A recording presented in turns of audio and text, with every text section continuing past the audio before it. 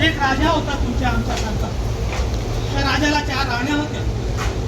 त्या 4 राण्यांपैकी राजाची 2 नंबरची राणी जरा बघायला सुंदर होती, चित्तर होतं, देखणी होती.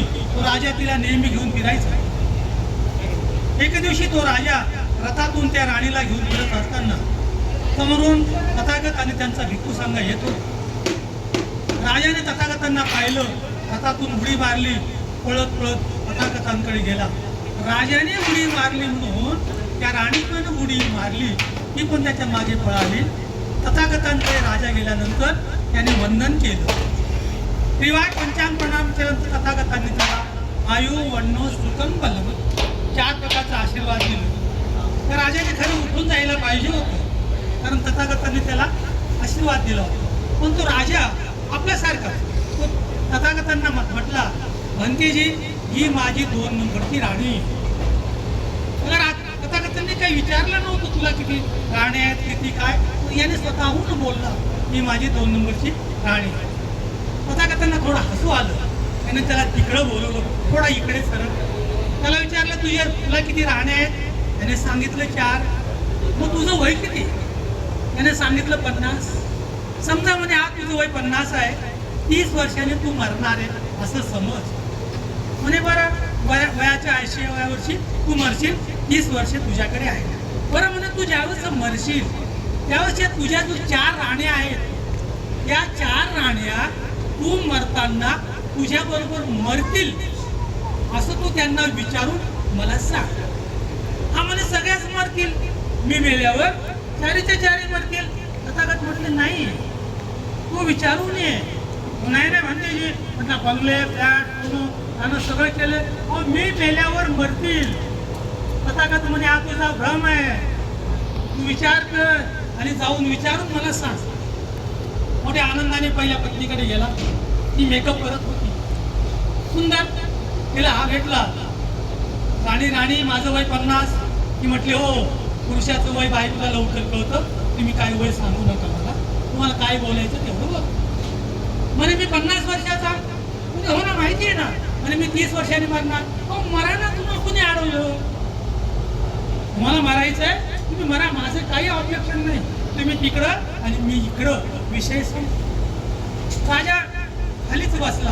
तिच्यावर मी एवढं प्रेम केलं, ती म्हणते तुम्ही मरा, तुम्ही तिकडं आणि मी इकडं. मंगळे आपला भाऊ पण धीर म्हटलं, 1 गेली तर गेली, अजून 3 आहेत.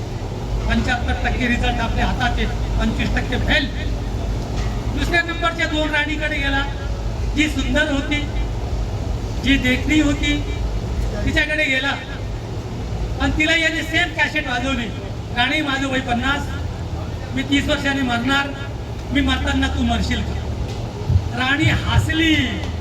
अहो म्हणे तुम्ही येडे झाले का, मी दुसरा शोधून ठेवलाय.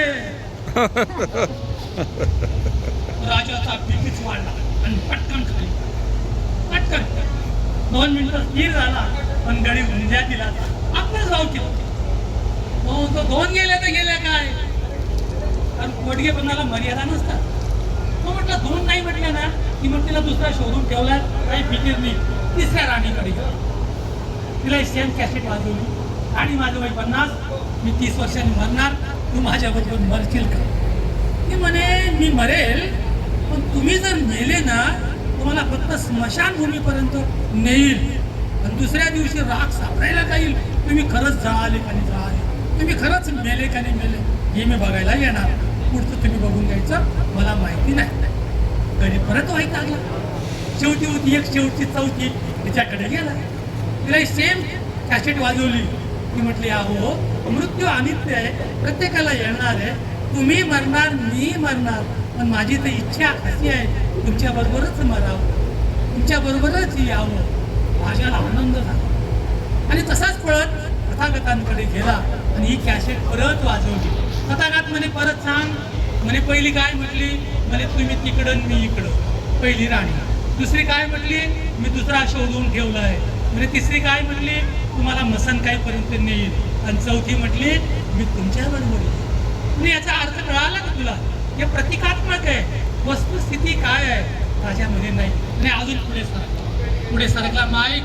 पहिली राणी कोण, पहिली राणी जी म्हटली तुम्ही तिकडं आणि मी इकडं, ते म्हणजे नाम रूप. शरीर आणि मन, शरीर दिसतं मन दिसत नाही, त्यावेळेस माणूस मरतो म्हणजे काय, तो भूताचा नियम आहे. जो या जगात जन्माला येतो त्याला श्वास असतो पण नाव नसतं, जो या जगातून जातो त्याला श्वास नसतो पण नाव असतं. पहिल्या श्वासापासून शेवटच्या श्वासापर्यंतच्या अंतराला कुणी जीवन म्हणतात, कुणी आईक म्हणतात, कुणी लाईफ म्हणतात. जीवन म्हणजे 2 श्वासाचं अंतर. नाम रूपा, तुमचं एकदा तो चेतना गेली, नाम म्हणजे मन, चेतना गेली, एनर्जी गेली, तुमचं फक्त डेड बॉडी राहते. शरीर आणि मन वेगळं राहतं, त्याला म्हणतात तुम्ही तिकडं आणि मी इकडं. म्हणजे दुसरी राणी म्हणजे कोण, जी म्हटली की मी दुसरा शोधून ठेवला, ती दुसरी राणी प्रत्येकाजवळ आहे. ती दुसरी राणी म्हणजे आपल्या जो संपत्ती, घरदार, घर आपण बांधतो, शेती आपण विकत घेतो आणि मेल्यावर 7-12चा उतारा मुलाचा येतो. आपोआप ट्रान्सफर होतं, तिने दुसरा शोधून ठेवलाय आपोआप, त्याला काही कुणाची गरज नाही. 2 नंबरची राणी. तिसरी म्हटली मी तुम्हाला स्मशानभूमीपर्यंत नेईल, ती म्हणजे आपले नातेवाईक, घरचे लोक, ते सोडायला येतात. आणि चौथी राणी म्हणजे आपलं कर्म. आपल्या मृत्यूबरोबर आपलं कर्म येतं. डॉक्टर बाबासाहेबांची पूजा का करतो आपण, त्यांची पूजा नाहीये, त्यांच्या कर्माची पूजा. म्हणून मरावे परी कीर्तिरूपी उरावे. आज ती आई नाही आहे, 5वा आपण त्याचा कार्यक्रम संपन्न करतो. आईचं हे पुण्य कर्म त्यांच्या लेकरांना, नातवांना आम्ही अशी मी मंगल कामना व्यक्त करतो. या ठिकाणी